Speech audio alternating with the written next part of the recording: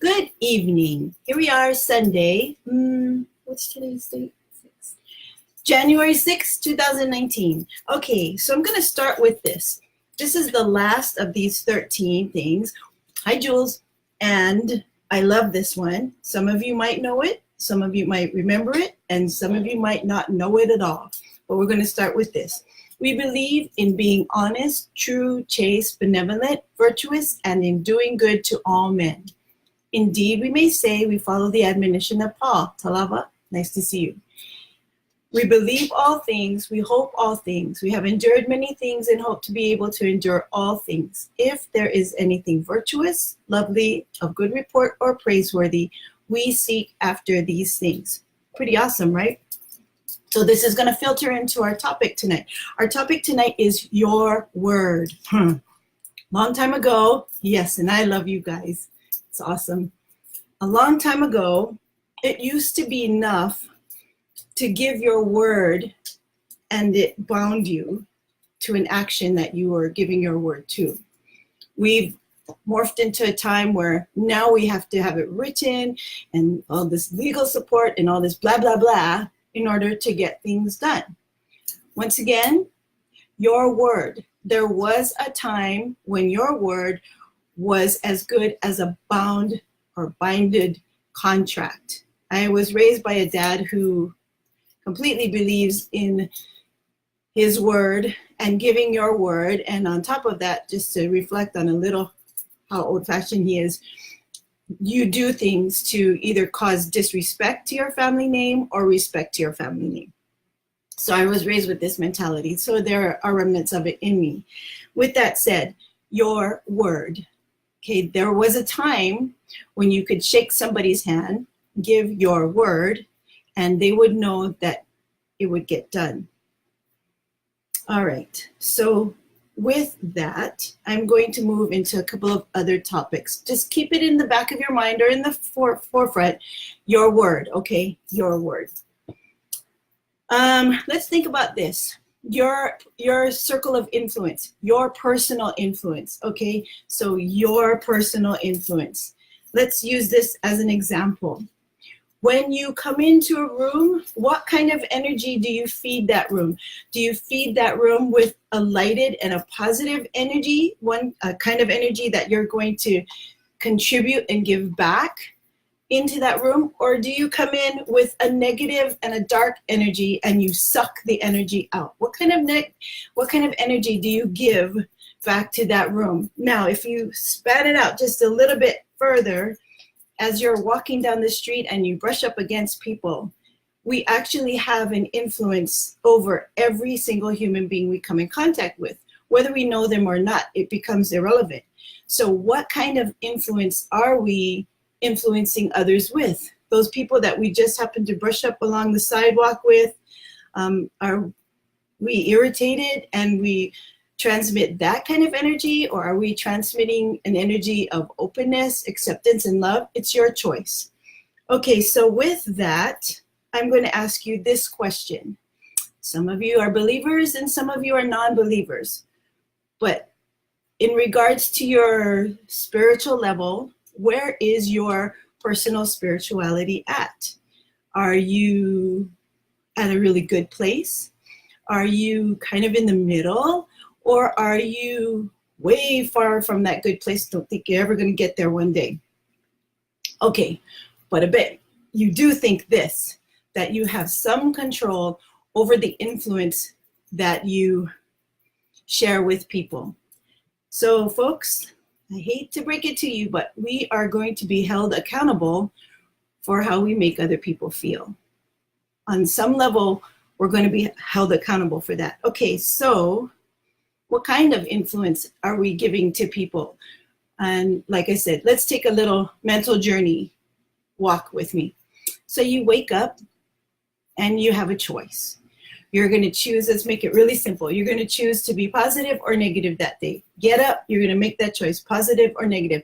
Then you get dressed and you go through your morning routine, whatever that happens to be. Okay, enter the family members, positive or negative. You get everything ready, everybody out the door, and you're going out the door. So you're going to go do some errands that day, and you're getting in your car and you're driving. Positive or negative? Road rage or not? Road rage or patience? Okay, then you pull up to the first place you do your errand for. The person helps you. Maybe there's a long wait. You've had to wait like 20 minutes in line to get something done. Positive or negative? You're coming out of wherever you went in. You accidentally bump somebody through the doorway, positive or negative, and you go through the rest of your day, next errand, then you've got kids and you've got family and those things. Then you come in and you start getting your dinner ready and your nighttime activities, go through whatever those routines are, you get all of that ready, you get back to your bed and you do a little bit of reflecting, maybe, or positive or negative, you just want to shut your eyes and squish that day and never see it again. So how do you do? How is your day? How are you doing? Positive or negative? If you remember, whether we have, actually you have a lot of control over that, but whether you really realize it or not, the spirit that resides in you has a lot of influence, especially in those places where you will attend a group of some sort. Some functioning. Tonight, it was so awesome. We had family home evening with like 5 other families. I personally truly enjoy this activity. We only get together once a month, and then everybody takes a turn at sharing and making the food and doing the lesson and that kind of thing. It's not a long thing, an hour and a half tops. But anyways, as I was watching everybody come in and take their, sit around, we have it outside in somebody's backyard. It's really pretty out there, and it was a gorgeous day today, so beautiful. Anyways, here's the question. What kind of energy are you adding to the group? Same thing in your lives. As you file yourself into a group, what kind of energy are you giving to that group? Are you participating and you have a contributing energy where it's positive and you're going to give back to that group? Or are you sucking the energy out of everybody there because you're feeling sorry for yourself? Or you're feeling particularly dark or negative? Is that something that you can change? You can change it almost instantly. But that will be my question to you tonight. What kind of energy are you emanating? Are you giving out? So back to your word. We live in a time where your word doesn't mean much to a lot of people, sadly. And yet I think it does, because once again, we'll be held accountable for those things that we said we were going to do. Okay, so let's see.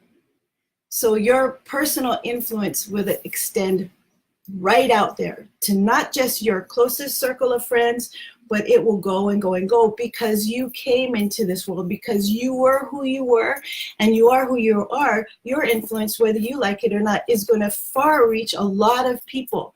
How do you want to influence them? And not because of what they think of you. Who cares about what people think of you? How do you want to think? How do you want them to think of you? Because your heart, how do you want your heart to be at the end, after everything is said and done? Where do you want your heart? Do you want it clogged with a lot of stuff that you should have let go of? Or do you want it clear? Do you want to have a clear heart? Where are you? And like I said, who cares about what people think about you? But what do you want to think about you? What do you feel about you? And that's why I chose to focus on your word tonight, because a lot of our self-esteem is what they call it, but a lot of our personal value, our self-worth, comes from the things that we say to people and that we do. What we say and do it.